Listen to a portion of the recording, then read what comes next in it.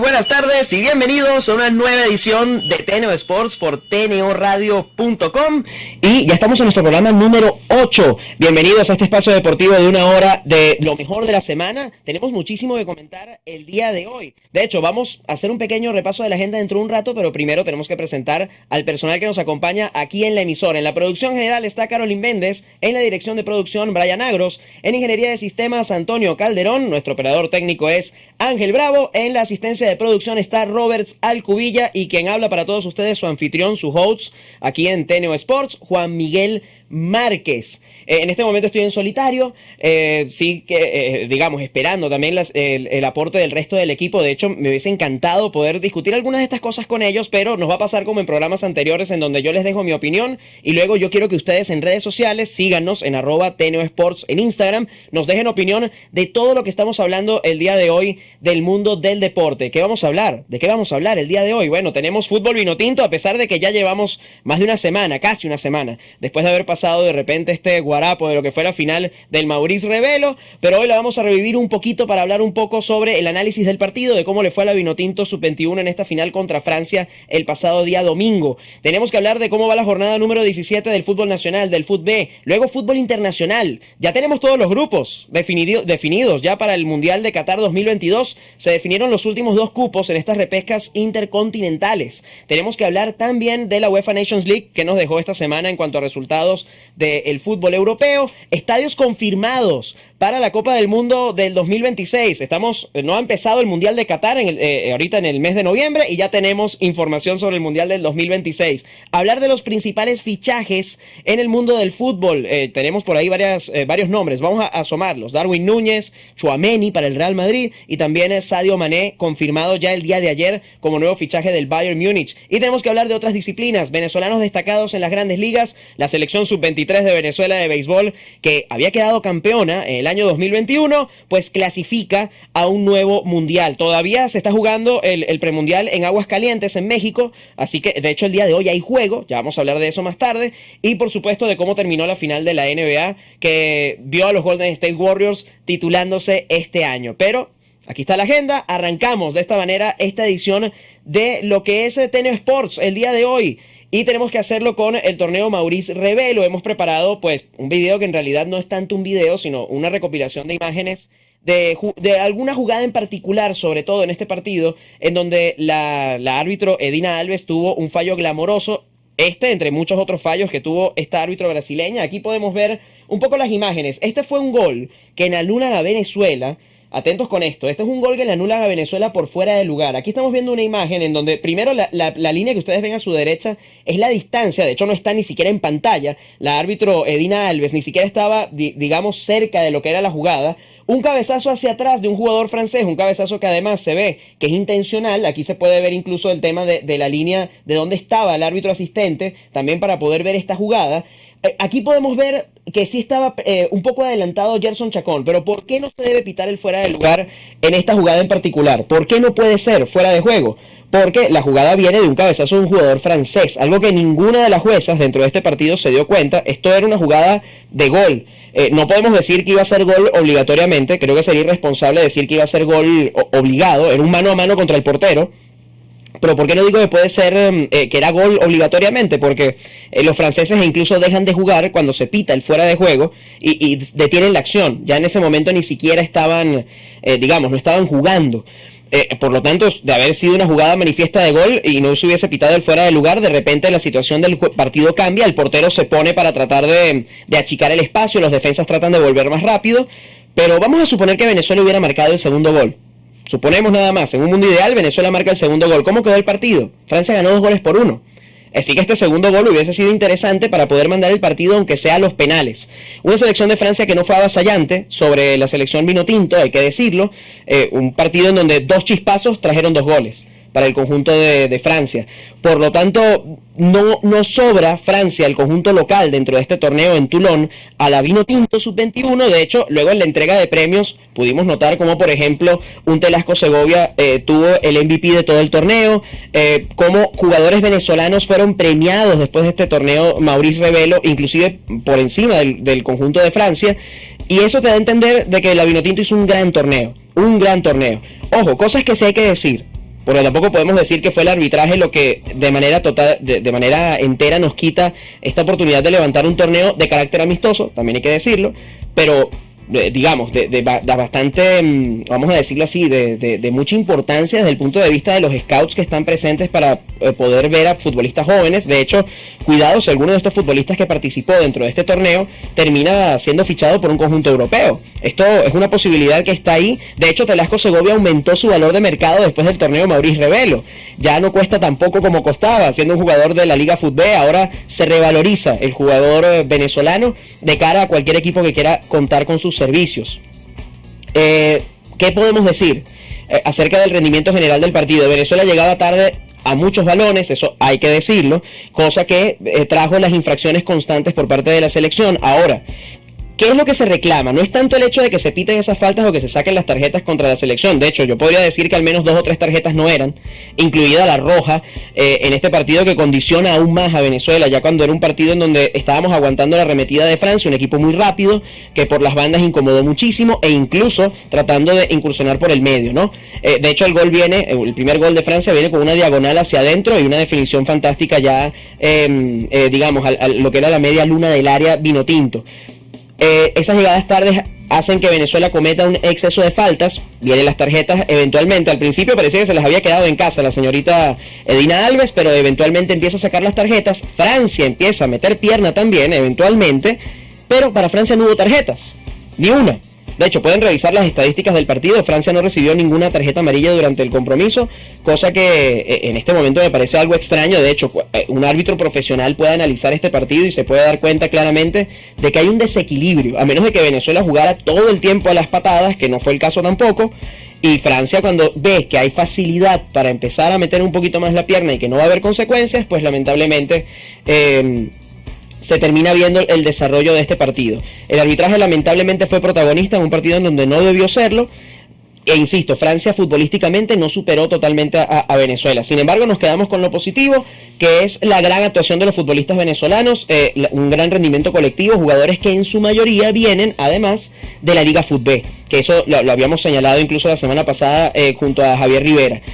No todos ellos, algunos provienen de desarrollos en otros clubes, como por ejemplo el caso de Samuel Rodríguez, que está en el Atlético de Madrid C, es decir, forma parte de un equipo europeo. El caso de Dani Pérez, que juega con el Brujas en Bélgica, que ya ha visto minutos incluso en primera división. El caso de Yeriel de Santis, por ejemplo, también en el extranjero. Digamos, complementos para una base de jugadores, una gran base de jugadores que hacen vida dentro del fútbol nacional. Hay talento aquí en la Liga Fútbol, talento que eventualmente, cuando es captado por equipos y por agentes en el exterior, pues finalmente son jugadores que terminan recalando en otras ligas latinoamericanas, o incluso, si el talento es muy alto, a quedarse en el fútbol europeo. Esa es la realidad, es la gran calidad que demuestra el fútbol venezolano dentro de este torneo Maurice Revelo. Pero no podíamos dejar de decirlo, a pesar de que la final fue el domingo pasado, no podíamos dejar de hacer el comentario de que para hacer la cobertura de lo que fue el torneo completo, hacía falta pues traernos estos comentarios acerca de lo que es el torneo Maurice Revelo. Y hablando de la Liga de Fútbol Nacional, pues por supuesto tenemos que hacer seguimiento de cómo va esta jornada número 17 del fútbol. Empezó con un Portugués Aragua, lo ganó Portuguesa 1-0. El Penta se saca la casta ante el conjunto del Aragua. En un gran partido entre Zamora y Deportivo La Guaira, cayó el conjunto de Zamora, cayó el conjunto barinés dirigido por Chita San Vicente con un gol al 90+2. Un gol un poco polémico. De hecho, yo quisiera que me dejaran algún tipo de comentario, ya sea en mis redes, que me dejen algún tipo de comentario acerca de qué opinan de lo que fue este gol. El portero Reyes deja caer la pelota en el área chica, al parecer estorbado también por el ataque de La Guaira, y la pelota termina luego en el fondo de las redes para este tercer gol. De hecho, fue muy reclamado. San Vicente no se movió.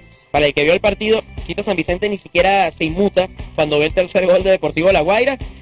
Sin embargo, pues los jugadores estuvieron reclamando este gol rato largo. A mí no me queda del todo la infracción. Sé que hubo una disputa por el balón, aunque parece más que al portero se le cae la pelota más que el hecho de que le estuvieran estorbando para poder tenerla en su poder. Sin embargo, al portero se le cuida muchísimo dentro del área chica.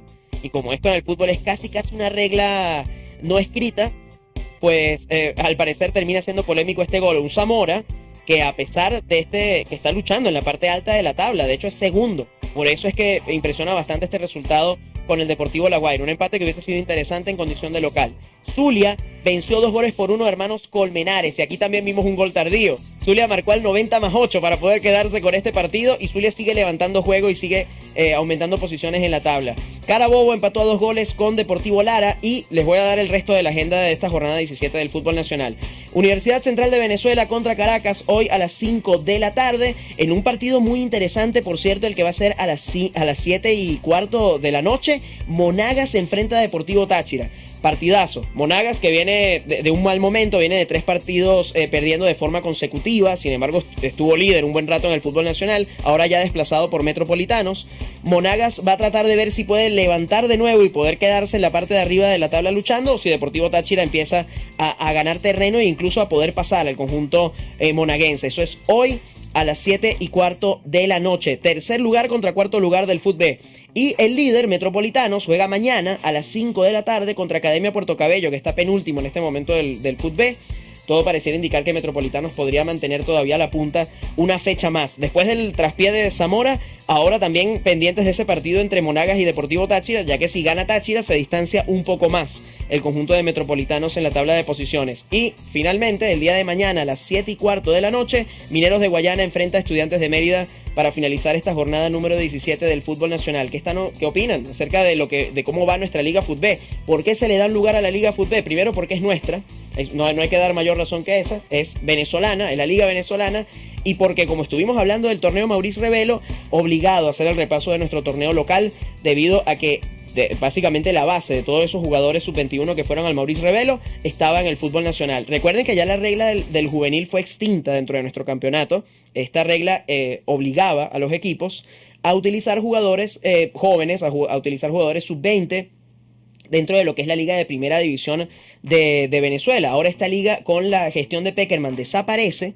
Sin embargo, a pesar de eso, a pesar de que los equipos ahora ya no se vean obligados a alinear a jugadores jóvenes, tengan por seguro que esta liga sigue siendo todavía la que más utiliza jugadores jóvenes a nivel mundial.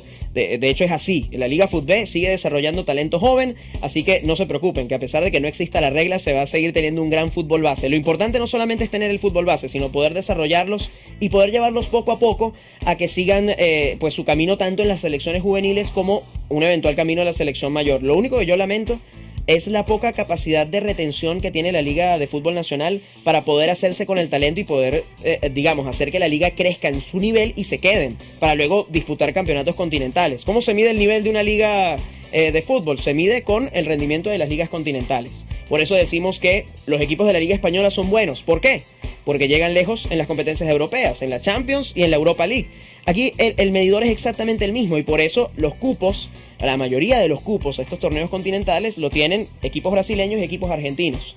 Esto no es un misterio, porque son los equipos que mejor rinden a nivel continental y son de ligas que, por cierto, son bastante poderosas dentro de Sudamérica. Así que para poder ganarnos ese espacio, lo ideal sería eso, poder retener a los jugadores dentro de nuestro campeonato, poder llevarlos a estos torneos continentales y tener equipos competitivos dentro de Copa Libertadores y de Copa Sudamericana. Por el momento no es el escenario, pero tenemos que seguir haciendo seguimiento a lo nuestro y darle protagonismo a lo nuestro. Así lo vemos aquí en TNO Sports y por supuesto aquí en TNO Radio. Con esto vamos a finalizar lo que es nuestro primer bloque para poder cambiar de tema y poder entrar con fútbol internacional a partir de nuestro segundo bloque. ¿De qué vamos a hablar particularmente? Las repescas intercontinentales. Ya tenemos todos los equipos que van para el Mundial de Qatar 2022. Así que tenemos que hablar cómo clasificaron estas últimas dos selecciones y cómo quedan definitivamente los grupos del Mundial. Tenemos que hablar de la UEFA Nations League. Finalizó la fecha FIFA el pasado martes 14 de junio, si no me equivoco. Tenemos que hablar de qué resultados nos dejó y cómo hay algunas selecciones que todavía no encuentran su lugar dentro de este torneo que viene a sustituir a los partidos amistosos en Europa por la fecha FIFA. Estadios confirmados para el Mundial de 2026, que recuerden que tendrá 3 sedes. Así que tenemos varios estadios, 16 estadios, 16 ciudades, 16 estadios, divididas en 3 países. Tenemos que hablar también de los fichajes, de los principales fichajes del fútbol europeo. Darwin Núñez, Tchouaméni para el Real Madrid y Sadio Mané para el Bayern Múnich. ¿Cómo se pone la Premier League? Además, vamos a hablar un poquito acerca de eso, porque la llegada de Haaland la estábamos reportando semanas anteriores. Un pequeño corte y volvemos con más de TNO Sports por TNO Radio.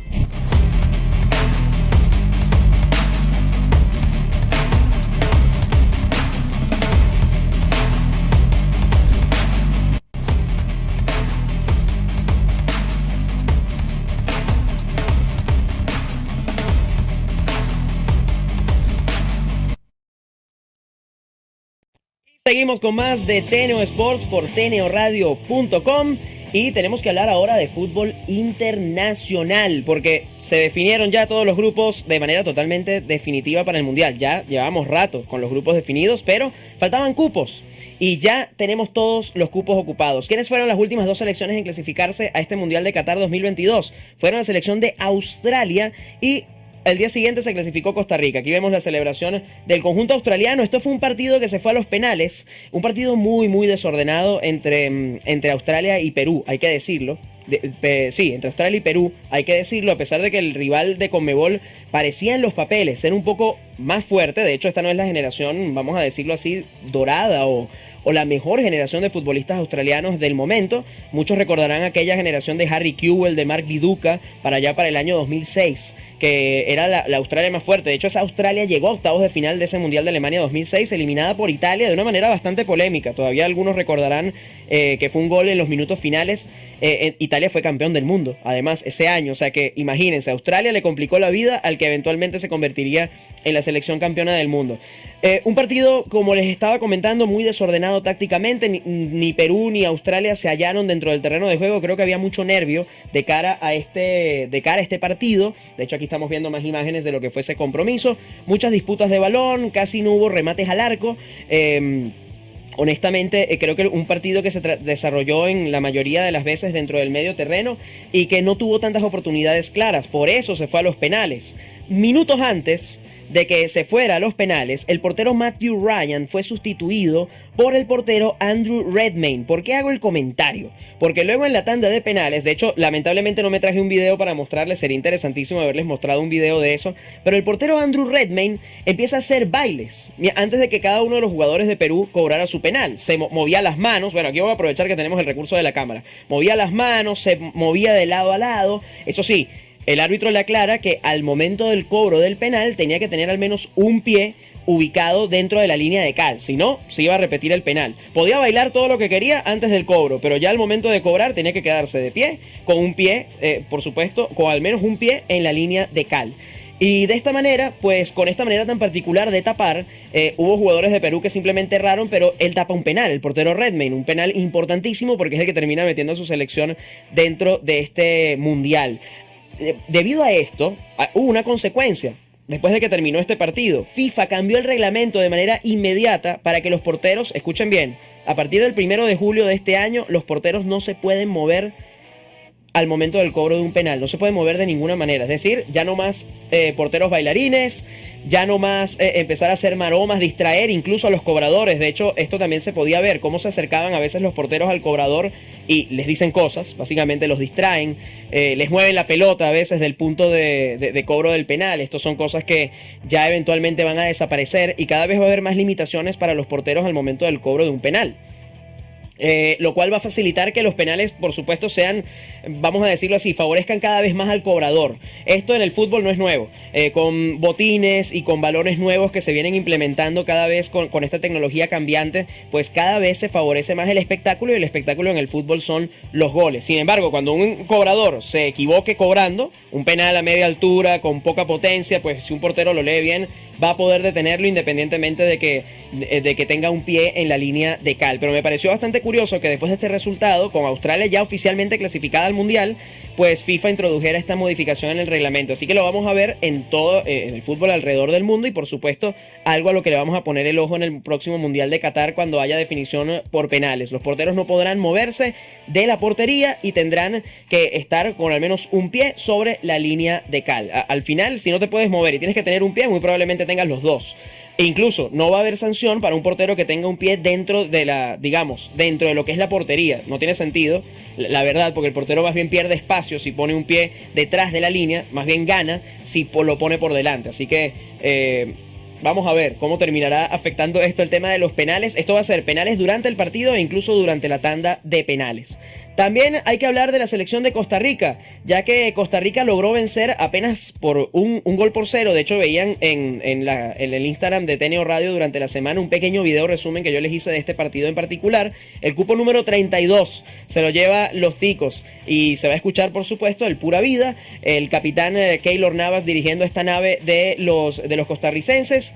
Un gol al minuto 3 definió todo este partido, gol de Joel Campbell, que prácticamente se considera un gol de camerino, porque apenas empezó el partido y Costa Rica marca el único gol de diferencia. De hecho, mucha gente decía, bueno, si Costa Rica empezó marcando al minuto 3, imagínate cómo va a ser el partido más adelante. Pero no, termina siendo un partido bastante cerrado. De hecho, Nueva Zelanda incomodó muchísimo a Costa Rica. Ya habíamos hecho una pequeña previa la semana pasada en conjunto con Javier Rivera, y habíamos dicho que Nueva Zelanda es un equipo que tiene que da muy pocas facilidades a nivel defensivo. O sea, que era una selección que se defendía bastante bien. Este único pestañeo en la defensa fue lo que hizo el gol de la diferencia para el conjunto de Costa Rica, y por ende meterse en el Mundial. Costa Rica hubo un punto donde no se vio atacando, de hecho con un Contreras muy adelantado, pero que nada más estaba ahí para aguantar la pelota. Se pegaba mucho a las bandas, tratando de estar lejos de la portería de Keylor Navas. Chris Wood fue una amenaza constante para el conjunto de Costa Rica. Tuvieron que cuidarlo muchísimo durante todo el partido. Un delantero con experiencia en la Premier, por supuesto había que tenerlo siempre referenciado, tratando de definir balones de cualquier manera, a veces de volea, a veces de cabeza, tratando de incomodar al conjunto de Costa Rica. Cuando le tocó intervenir a Keylor Navas, lo hizo bastante bien en este partido, así que este cupo sí se lo llevó CONCACAF. Porque siempre estaba este tema de, bueno, a juro si el equipo de Conmebol va a disputar repesca y el equipo de CONCACAF va a disputar repesca, a juro se lo tiene que llevar pues los equipos de estas confederaciones. Pues no se crean, estos dos partidos fueron muy cerrados, tanto así que Australia logra la clasificación. Australia se está eliminando en este momento en la zona asiática, pero geográficamente es un equipo de Oceanía que se logra meter al Mundial. Australia, que de hecho llega a desde Alemania 2006, ha participado en todos los mundiales de manera totalmente continua. Estamos hablando de Alemania 2006, Sudáfrica 2010, Brasil 2014, Rusia 2018, y este ya sería el quinto mundial de forma consecutiva en el que se mete el equipo de los Socceroos. Y ahora yo les pregunto, ¿cómo quedan los grupos? Pues ahora, con la ayuda de Ángel, pues vamos a ver cómo quedan definitivamente los grupos de este Mundial de Qatar 2022. Ya sin ningún tipo de equipo que diga pendiente por cupo, no señor, aquí están todos. Australia se clasifica para este grupo D y va a debutar ni más ni menos que contra Francia en este Mundial. Costa Rica se mete en el grupo E y va a debutar contra España. Así que nada fácil, estas dos últimas selecciones que se metieron en el Mundial van a tener debuts bastante exigentes. Y antes de ellos se había definido un cupo europeo que se lo terminó llevando la selección de Gales, que entró en el grupo B con Inglaterra, con Irán y con Estados Unidos. De hecho, el debut de Gales será contra el conjunto de los Estados Unidos. Quería tener más gente el día de hoy aquí conmigo, porque yo quería que me dijeran que ahora, después de esta definición de estos cupos, pues qué grupo les gustaba más. Yo en algún punto hice una advertencia de un grupo que me encantaba, que era el grupo H. Portugal, Ghana, Uruguay y Corea del Sur. Para mí, uno de los grupos más igualados que va a tener este mundial. al menos en mi opinión. El grupo F está muy bonito, sabiendo además que Canadá fue la selección que se clasificó en primer lugar en la CONCACAF. Bélgica, bueno, la eterna favorita que no termina de ganar un título todavía. Y Croacia, que viene muy muy bien, ¿eh?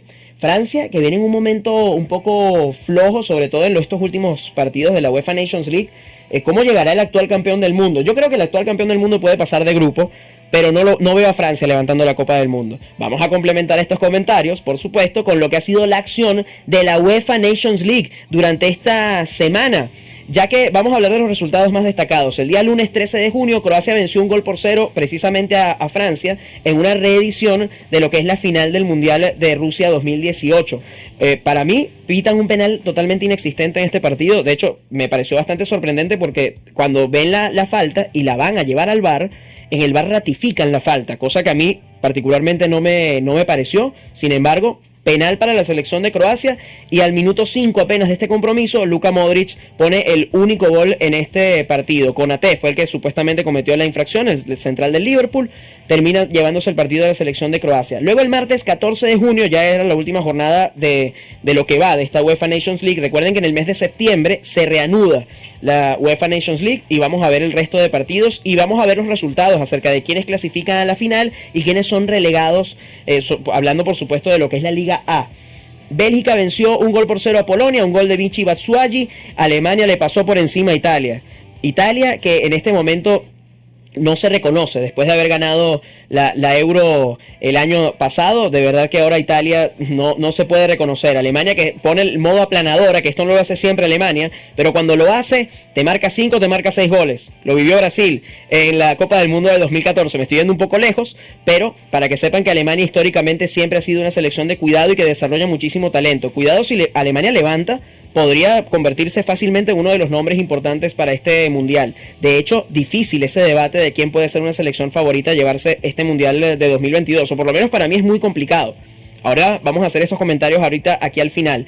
Países Bajos venció a Gales. Gales solamente tuvo que ganar el partido para clasificarse al Mundial y luego no quiso saber más nada de la UEFA Nations League. Ha perdido prácticamente todos los partidos, pero está en el Mundial. Así que Gales parece que tuvo sus prioridades bastante bien en orden. Un autogol además fue lo que terminó clasificando a la selección de Gales a este Mundial. E Inglaterra cayó goleada a la selección inglesa, algo inédito, siendo una de las selecciones que llegó más lejos dentro de este Mundial de Rusia, llegó a semifinales.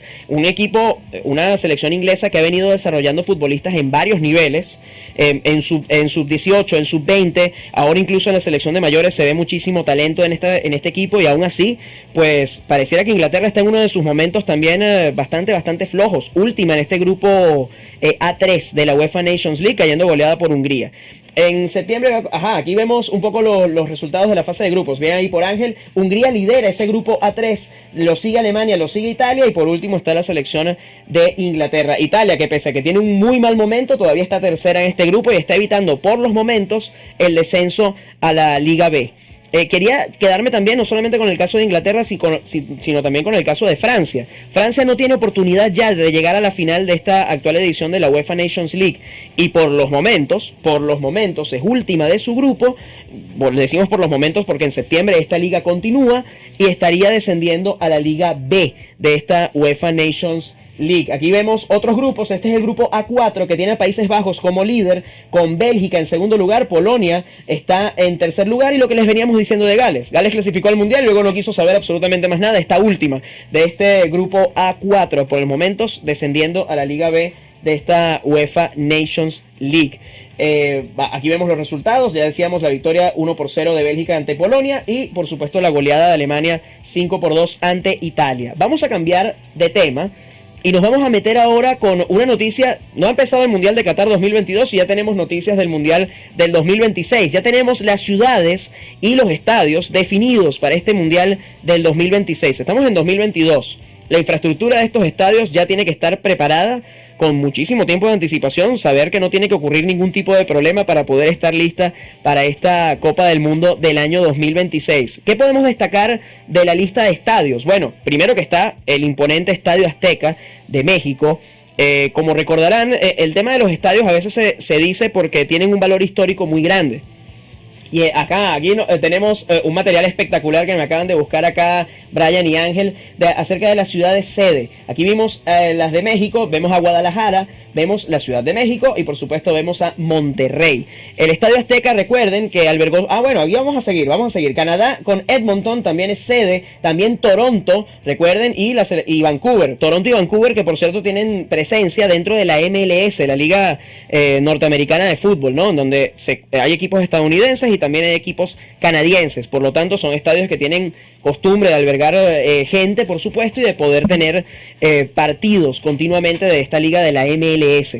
El Estadio Azteca fue, digamos, es uno de los estadios más antiguos que está presente dentro de esta lista, y el primer mundial que se jugó en este estadio fue en México 70.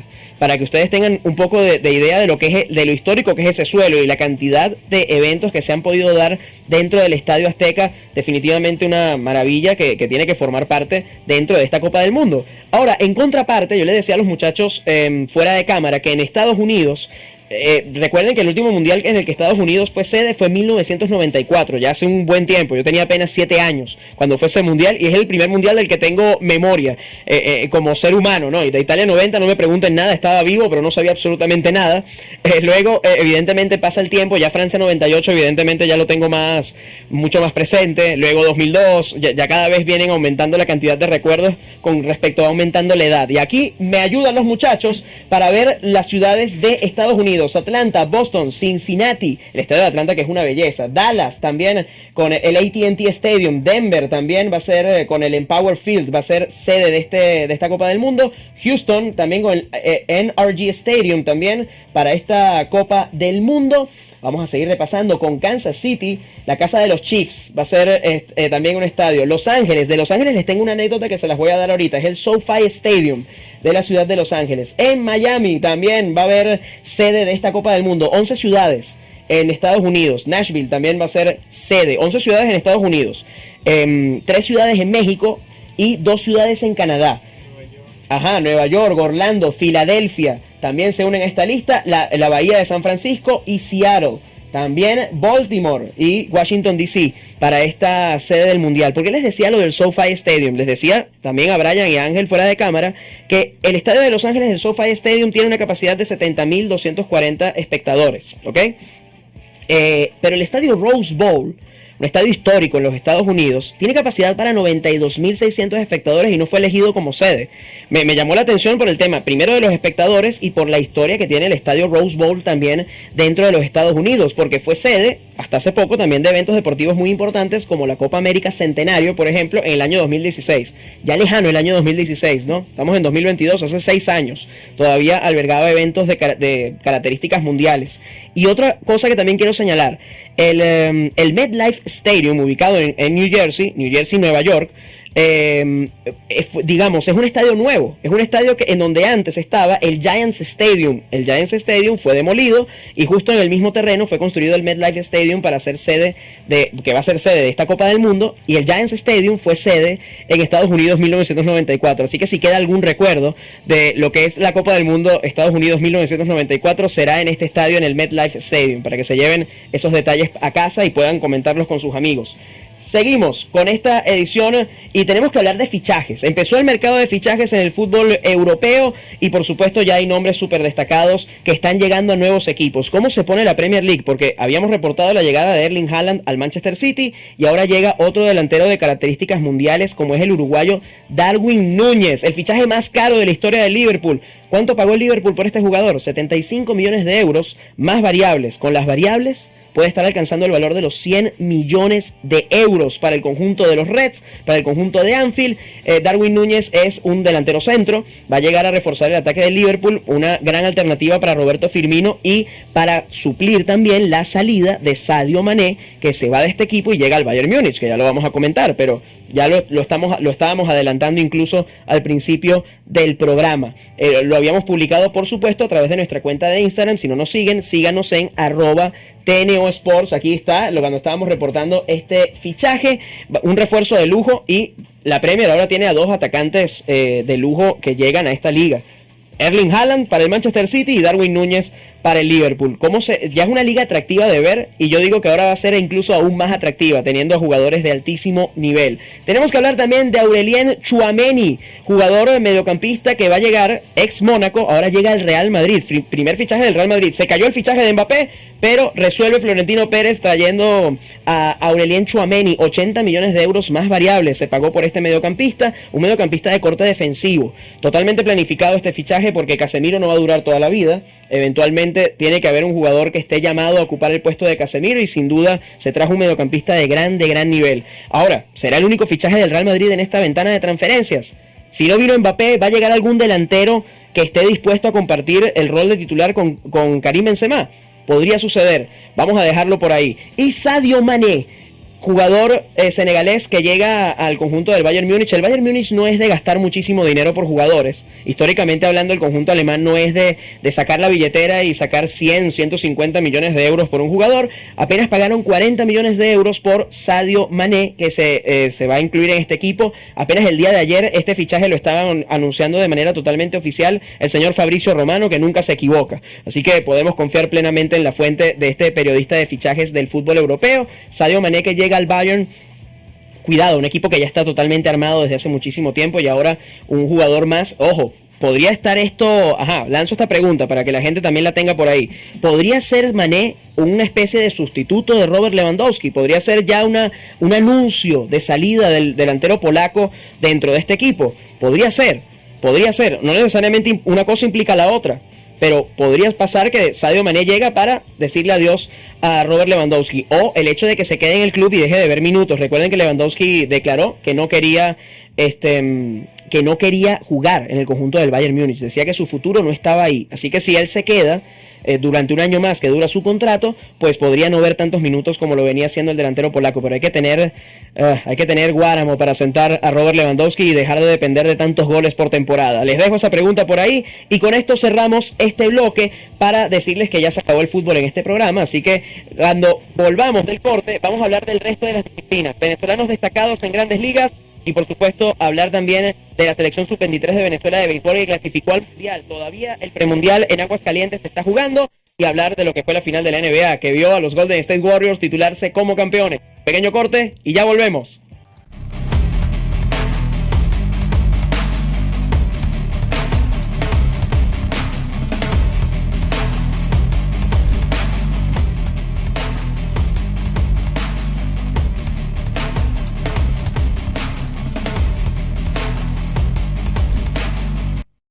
Y seguimos con más de Teneo Sports por teneoradio.com. Ya pasamos el fútbol y ahora vamos con otras disciplinas. Hay que hablar de los venezolanos destacados en el mejor béisbol del mundo, en las grandes ligas. Y tenemos que empezar por Wilson Contreras, un jugador que en este momento no tiene asegurada de repente la continuidad con el conjunto de los Cachorros de Chicago, pero mientras tenga puesto ese uniforme, pues todavía va a seguir produciendo. De hecho, tenemos algo bastante curioso que nos preparó nuestro asistente de producción, Robert Alcubilla, con respecto al tema de las estadísticas, porque hoy les voy a hablar de 3 venezolanos que tienen 12 cuadrangulares cada uno. De hecho, Wilson Contreras es uno de ellos. Está bateando para 276 de promedio, tiene 12 cuadrangulares y tiene 54 imparables durante esta temporada. Y en cuanto a lo más destacado de la semana, logró el 10º juego en su carrera, bateando 2 jonrones en un mismo partido. Esto fue el jueves pasado en la derrota de los Cachorros de Chicago ante los Padres de San Diego. Yo les iba a decir, el rendimiento de Wilson Contreras no se corresponde para nada con lo que ha sido el rendimiento del equipo. Wilson Contreras está volando y el equipo está perdiendo. Una cosa que no se entiende, pero en el béisbol pasa. Jugadores destacados que no necesariamente tienen un buen récord. De hecho, todavía el conjunto de los Cachorros de Chicago no está ni cerca todavía de un puesto de clasificación, ni siquiera del wildcard dentro de la Liga Nacional. Tenemos que hablar también del pequeño gigante José Altuve, ya que también tiene 12 cuadrangulares en esta temporada. Está bateando para 274 de promedio. Lleva 23 carreras impulsadas, 52 imparables a la cuenta de José Altuve. Una de las cosas que me llamó bastante la atención, de hecho estamos viendo las estadísticas aquí en pantalla, gracias Ángel. Una de las cosas que me llamó muchísimo la atención de lo que ha sido el caso de Altuve es que Altuve no solamente está rindiendo a la ofensiva, sino también a la defensiva. Un gran partido, una gran atrapada dentro de la posición de la segunda base ante los Marlins de Miami durante esta semana, y además afirmó y se los dejo para que se lo lleven a casa, afirmó que está jugando con uno de los mejores bates de la liga y es Michael Brantley. Tuvo comentarios espectaculares para su compañero. Dice que cuando a él no le quieren lanzar o cuando él no está bateando bien, pues siempre puede confiar en la persona que viene después de él, que es Michael Brantley.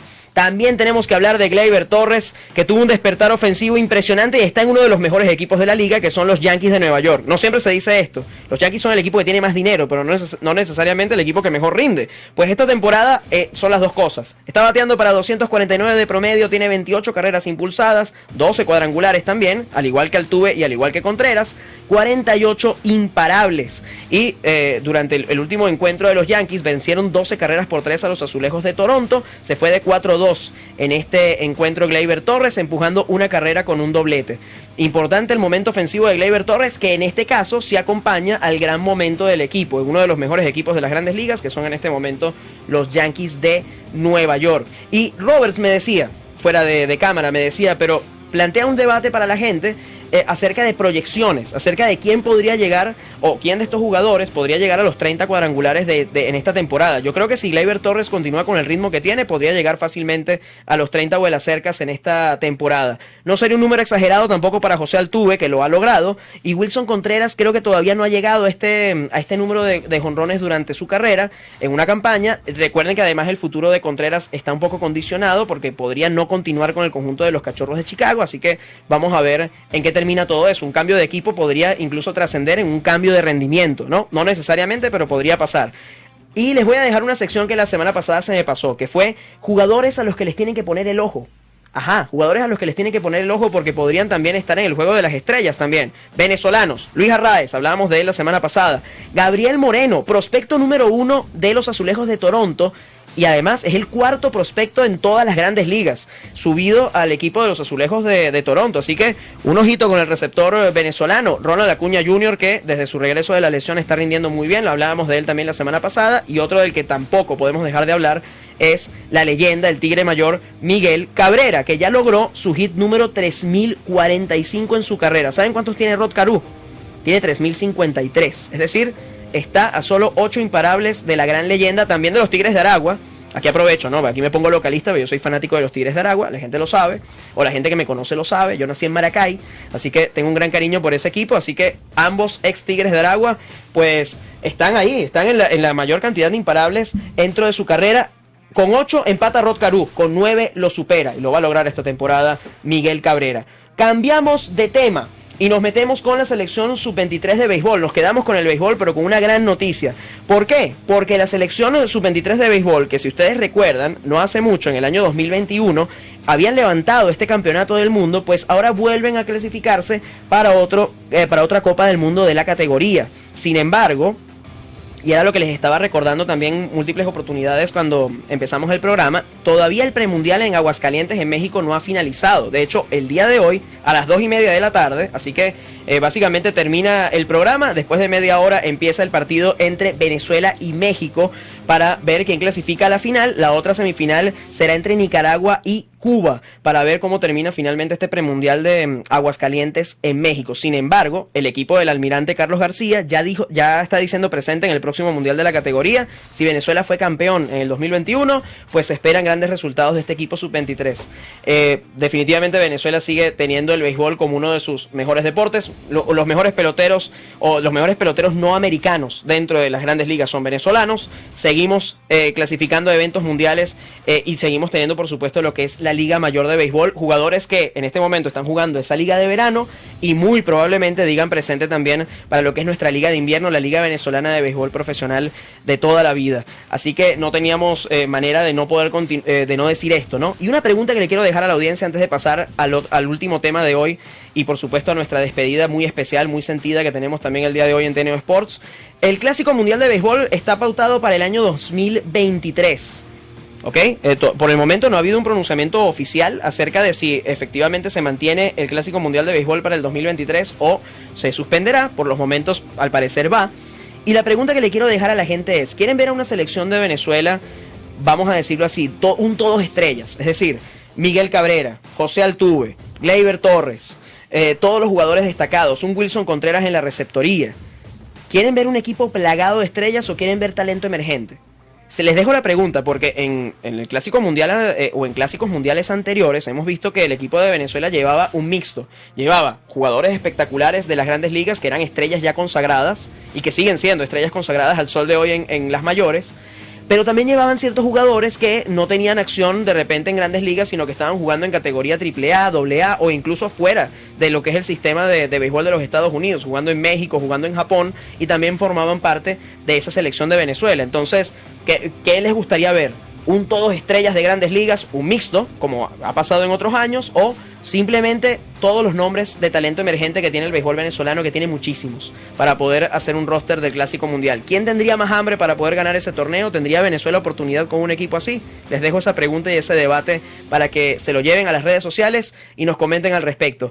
Y tenemos que hablar también de la NBA, ya que en el mejor baloncesto del mundo ya hay campeón después de 6 juegos entre los Boston Celtics y los Golden State Warriors. Finalmente el conjunto de los Warriors levantó el título en este juego número 6. 103-90 quedó este partido. Estamos viendo ya imágenes de lo que fue este compromiso. Un Jason Tatum que tuvo un partido algo flojo con apenas 13 puntos, 3 rebotes y 7 asistencias, pero el que fue un monstruo es el que están viendo ahora en pantalla, el señor Stephen Curry, que encesta uno de sus múltiples triples en este partido. 34 puntos, 7 rebotes y 7 asistencias para Stephen Curry en este compromiso. Muy poco por parte del conjunto de Boston, que tiene un buen rendimiento colectivo como siempre, pero destacó esta vez especialmente Jaylen Brown con 34 puntos, 7 rebotes y 3 asistencias. Incluso los 14 rebotes de Al Horford no fueron suficientes, porque también del otro lado Draymond Green capturó 12 rebotes, aportó 12 puntos. Andrew Wiggins con 18 puntos, 6 rebotes, 5 asistencias, y Jordan Poole con sus buenos 15 puntos, 3 rebotes y 2 asistencias. Terminan coronando campeones al equipo de los Golden State Warriors, y un Stephen Curry que logró el premio que tanto buscaba, que era el MVP de las finales. O sea, cuarto anillo para los Golden State Warriors y para Stephen Curry en esta etapa en 8 años. 4 títulos para los Golden State Warriors. Era el equipo favorito, lo decíamos junto a Javier Rivera la semana pasada. Yo tenía esperanza de que fuese Boston. Aquí entonces reconozco al aire una predicción errada de mi parte. Yo pensé que Boston iba a quedar campeón, pero al final se terminó desinflando. Pasó lo que dijo Javier Rivera, un equipo que parecía que tenía una actitud derrotista, de alguna manera no logró pues consagrarse campeón este año, y tendrá mucho que aprender el conjunto de los Celtics para poder llegar a una nueva temporada y poder tener pues definitivamente una nueva oportunidad. Y van a ser protagonistas los Boston Celtics, pero ahora los Golden State Warriors decidieron inscribir una vez su nombre total en letras doradas, una vez más en las grandes, en las grandes ligas, véame a mí, en la NBA, en el mejor baloncesto del mundo, que ya no será un tema pues de este programa por un buen tiempo, ya que acaba de finalizar el campeonato, pero no se preocupen porque siempre va a haber información nueva del resto de las disciplinas. Por supuesto, tenemos que tocar temas de Fórmula 1, de golf y mucho, mucho más. Hacemos un pequeño corte y ya volvemos con la última parte y con la despedida de lo que es este programa de TNO Sports por tnoradio.com.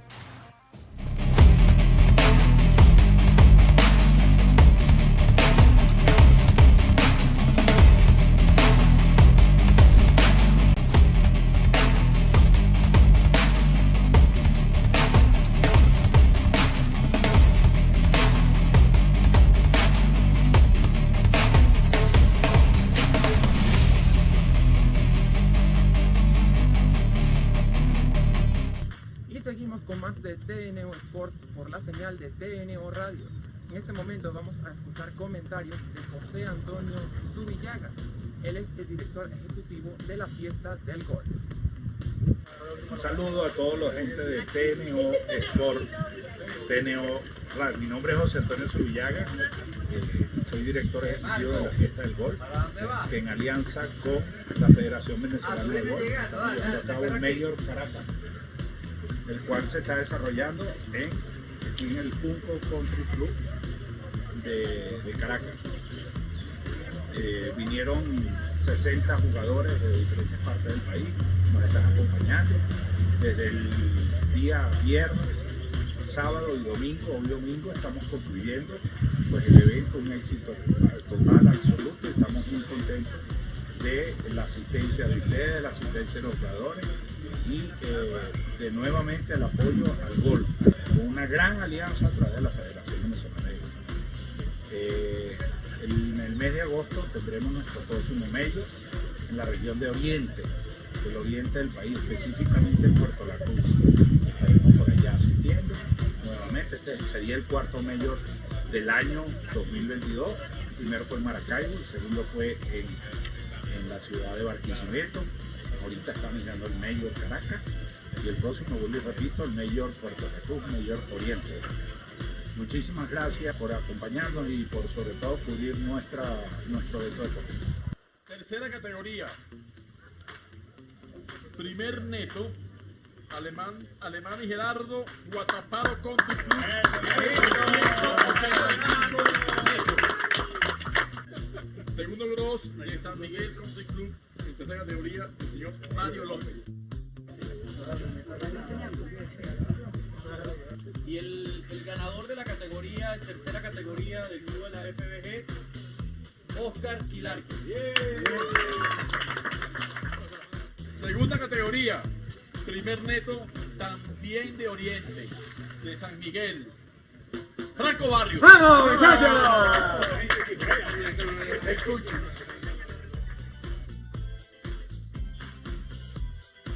Y como segunda categoría, el segundo bloque con 167 golpes, Cristóbal Salvo. Entrega el señor Antonio Afuera, comandante del torneo. Excelente. Cuenta con eso. Segundo gross con 777481 del Junco Golf Club Luis Ortega. Campeón de primera categoría, representando al Guataparo Country Club. Scores 7-5, 7-6 y 7-7 para un 2-28. Gross Juan Quintero. Categoría campeonato. De Vuelta a Oriente. Tercer gross. 6-9, 7-1, 7-7 para 2-17. José Miguel Ramírez.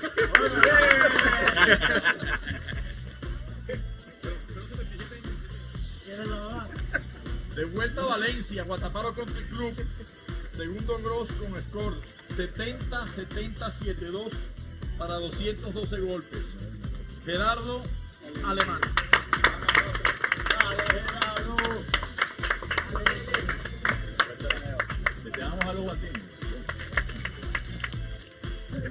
Cerramos con scores 7-1, 6-8 y 66 hoy con 4 verdes. Bobby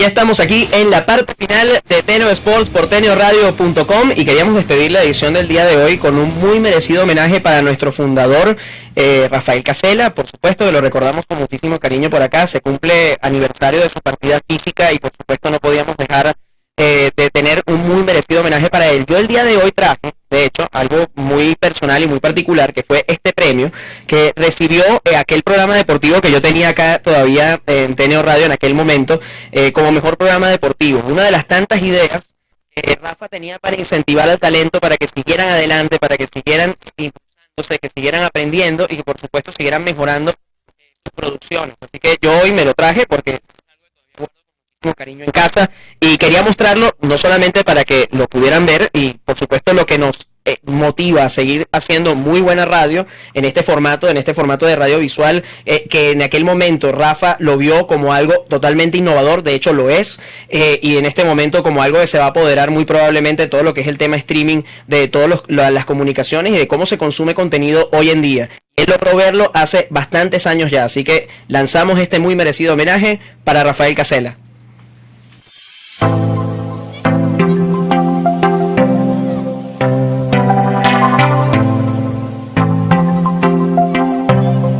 Si yo te volviese a nacer, quisiera de nuevo estar en medios de comunicación y quisiera hacerlo mismo.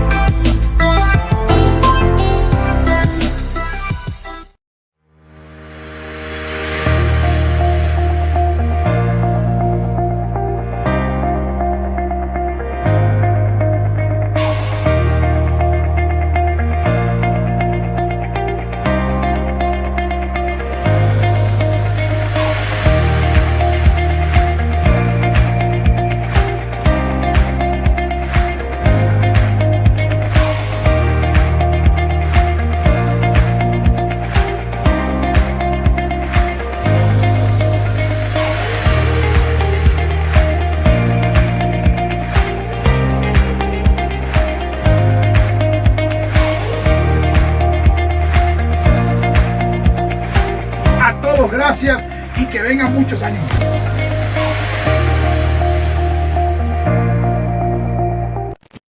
Rafa, sigues con nosotros, sin lugar a duda, porque nos dejaste este gran regalo que fue continuar aquí en TNO Radio y de por supuesto con la misión de poder seguir haciendo muy buena radio en este formato radiovisual streaming. Así que de esta manera tenemos que despedir esta edición del día de hoy de TNO Sports, recordándoles por supuesto a nuestro equipo de la emisora. En la producción general está Carolyn Méndez, en la dirección de producción Brian Agros, en ingeniería de sistemas Antonio Calderón, nuestro operador técnico otra vez con un excelente trabajo, Ángel Bravo. Los invito a seguirlo, por supuesto.